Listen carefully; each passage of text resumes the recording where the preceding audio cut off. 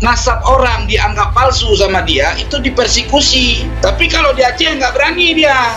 Memang terdata di abad ke-6 aja. 6 aja, abad 6, abad 7 juga boleh. Tetapi ini nggak ada. Ini manuskrip abad ke-5 nih. Nggak ada yang namanya Ahmad bin Isa mempunyai anak Ubaidillah, nggak ada. Ini kitab asli sebelum ditahqiq. Yang bawa Islam ke Aceh itu bukan sama sekali bukan dari kaum Ba'alawi.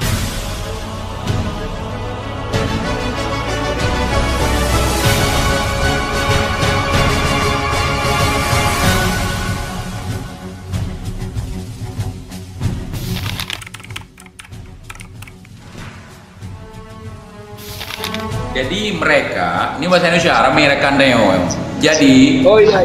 Sorry kawan, kami kalau udah ketemu sesama Aceh, itu kalau bahasa Indonesia agak sedikit tabu. Lanjut. Jadi itu diputar balik sekarang. Nah, ya. Diputar balik seolah-olah Habib Abdurrahman Az-Zahir, bukan Habib Buka ya, teman-teman banyak yang salah mengartikan, bukan. Habib Abdurrahman beliau katanya pulang ke Mekah gara-gara pejuang Aceh tidak mau perang terbuka dengan Belanda. Bukan, beliau diberikan 10.000 gulden.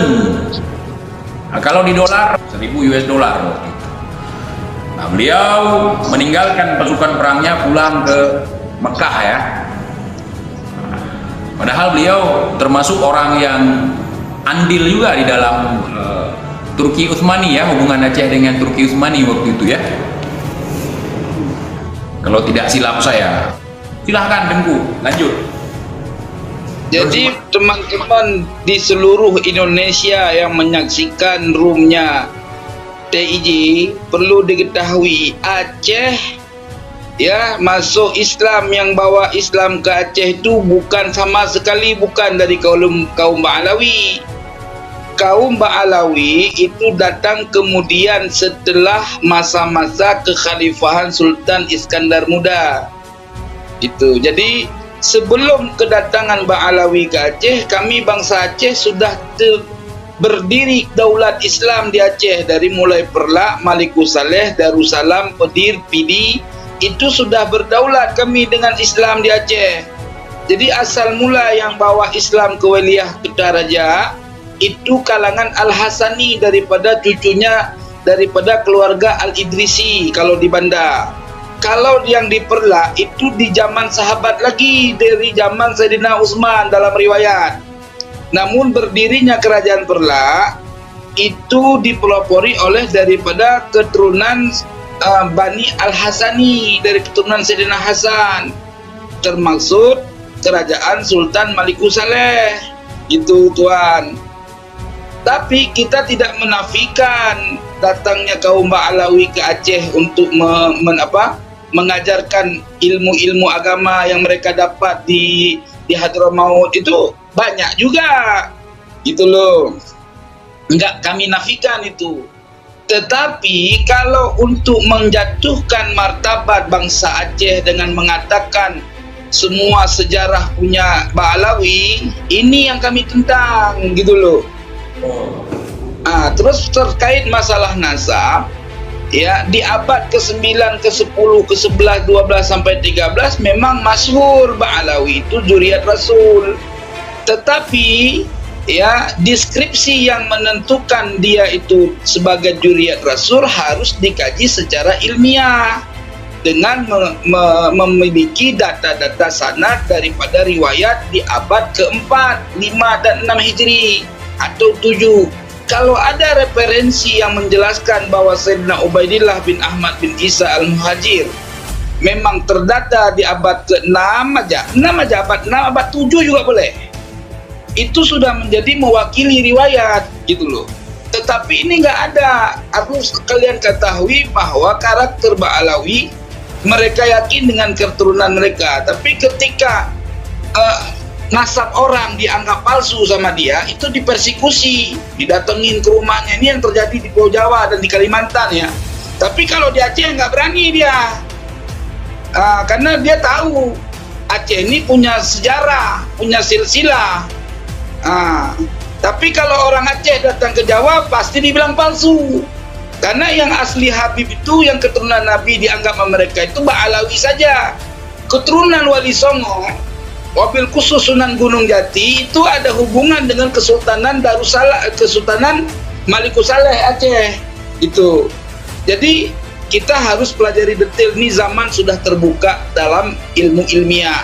Jangan kita selalu dalam keadaan kena doktrin. Ilmu doktrin udah nggak penting sekarang, gitu loh.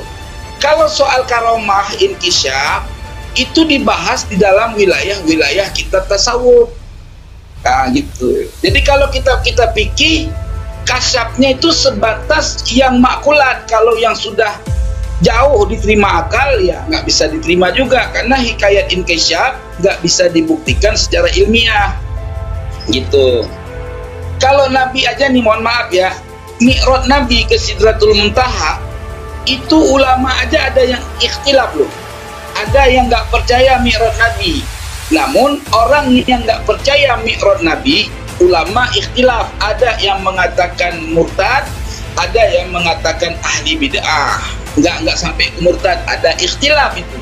Tapi kalau menentang Isra Mi'raj, Isra-nya perjalanan Nabi dari Masjidil Haram ke Masjidil Aqsa itu ilmiah, sehingga kalau ada yang menentangnya nggak percaya itu ijma murtad, gitu loh. Jadi wilayah ilmu harus dibahas secara ilmu, bukan secara fanatis. Begitu TIJ. Oh, itu. Tuahan. Ini manuskrip. Nyana umum nggak? Menyo golong maklum bela belum ah? Nak puas je baca, nak didik atau jamun. Ini manuskrip. Ini kitab asli sebelum ditahqiq. Jadi penulisan sebelum ditahqiq, jadi nggak perlu dikhawatirkan ada perubahan dari muhaqqiq. Ini kita lagi racak. Ini bertahun abad 7 Hijri ini. Masih ada lagi banyak kalau kita mau buka sebetulnya. Cuman kan kalau mau mengkaji jangan tanggung-tanggung, gitu kan. Nah, sebentar saya kasih manuskrip yang asli juga. Judulnya apa? Abad berapa? Ini manuskrip abad ke-5 nih. Judulnya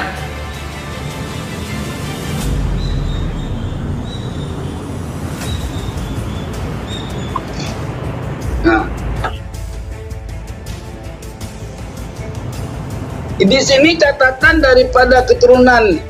Di sini tidak ada letak nih. Ini nggak ada yang namanya jalur ini nih.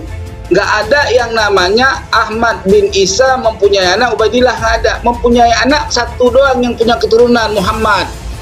Gitu loh.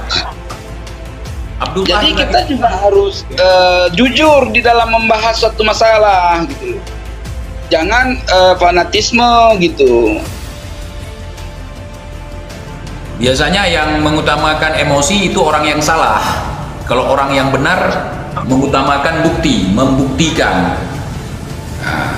bukan malah menyerang. Iya. Waalaikumsalam warahmatullahi wabarakatuh, rekan-rekan semuanya.